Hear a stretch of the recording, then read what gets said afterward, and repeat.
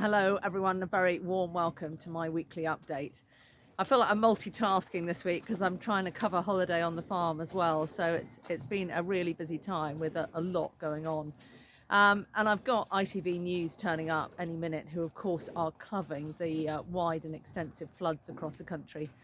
Heartbreaking for me to see that poor Robert and Josie Robinson have been flooded again. I visited their business in 2019. They've been flooded 4 times since then. So Tom Bradshaw, Deputy President, I'm sure you've seen him out and about. He's been up to visit them.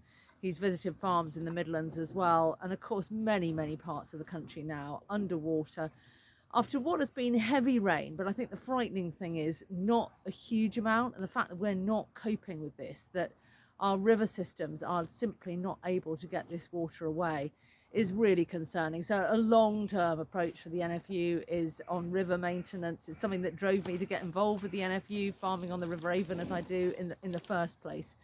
Our ask of government is that they really do underpin their ambition on food security with water security. We need a comprehensive water management plan that is ultimately going to change this situation. Another really welcome piece of news this week was on future of plant protection and our relationship with the EU. So this has really gone to the wire, and I called an urgent meeting in the summer to bring the whole industry together to insist that the Secretary of State give the industry the assurance that they would be laying legislation in the autumn to deal with parallel trade on plant protection and also on seed treatments for maize and other things. This has really gone to the wire. We've had assurance this week that legislation will be laid in Parliament. It just shows how important a united industry is, and a lot of what the NFU has been doing is convening, bringing people together, and ultimately that is what makes the case and gets things done. I'm absolutely certain if we hadn't been able to do that we would not have been in the place that we are now. At least we can give assurance now until 2027, but it shows the need for a comprehensive refocus effectively on the future of plant health and the regulation that goes with it. Just finally on Red Tractor, I just wanted to update you. We met at the beginning of the week, which I told you we would be agreeing the terms of reference. We're really keen, though, to take this one step further and really look at asking the question, can we revolutionise farm to fork assurance? I think now is the time. 23 years on, don't forget Red Tractor came into play in 2000 because there was a whole mass of different audits.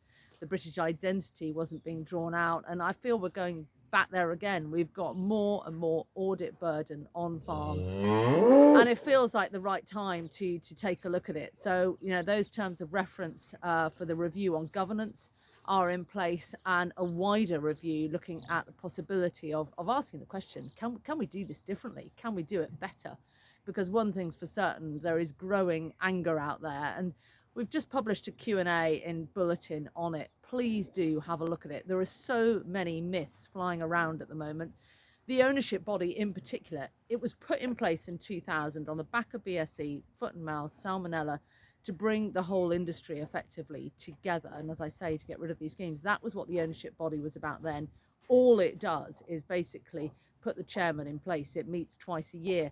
Do we need it? Should we be getting rid of it? I think the fundamental question for me is, do you, our members, want to see us with a seat at the table, bearing in mind this is whole chain assurance, so that whole chain from the BRC to the primary production, do you want to see us at the table or not? Because, it just feels really challenging. So there are lots of questions to ask and indeed be answered.